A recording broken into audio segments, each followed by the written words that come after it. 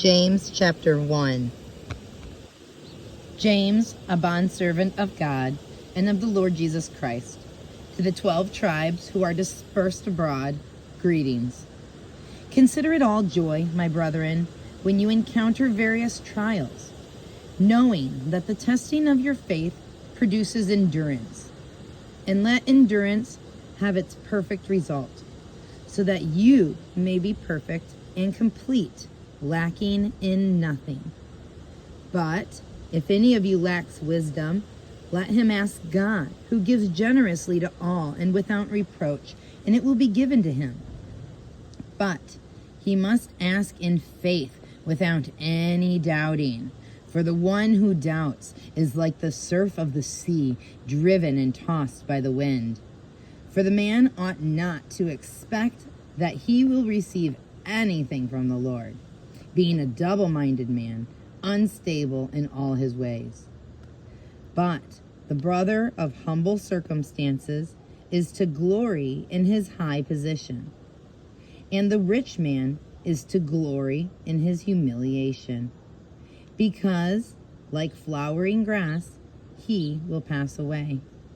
For the sun rises with a scorching wind and withers the grass, and its flowers falls off, and the beauty and its appearance is destroyed.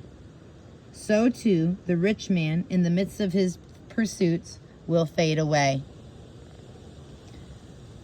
Blessed is a man who perseveres under trial. For once he has been approved, he will receive the crown of life, which the Lord has promised to those who love him.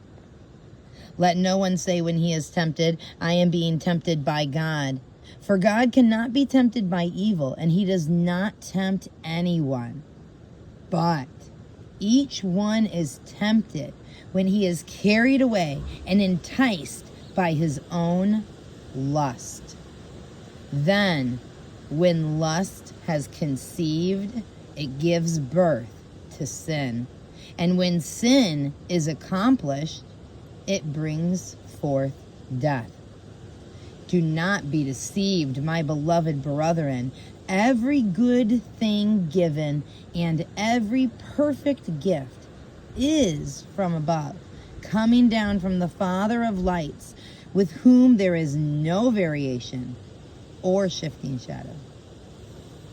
In the exercise of his will, he brought us forth by the word of truth, so that we would be a kind of first fruits among his creation. This you know, my beloved brethren, but everyone must be quick to hear, slow to speak, and slow to anger. For the anger of man does not achieve the righteousness of God. Therefore, putting aside all filthiness and all that remains of wickedness and humility, receive the word implanted, which is able to save your souls. But prove yourselves doers of the word, and not merely hearers who delude themselves. For if anyone is a hearer of the word and not a doer, he is like a man who looks at his natural face in a mirror. For once he has looked at himself and gone away, he has immediately forgotten what kind of person he was. But one who looks intently at the perfect law, the law of liberty, and abides by it, not having become a forgetful hearer, but an effectual doer, this man will be blessed in whatever he does. If anyone thinks of himself to be religious, and yet does not bridle his own tongue, he deceives himself. He deceives his own heart. This man's religion is worthless. Pure and undefiled religion in the sight of our God and Father is this: to visit orphans and widows in their distress, and to keep oneself unstained by the world.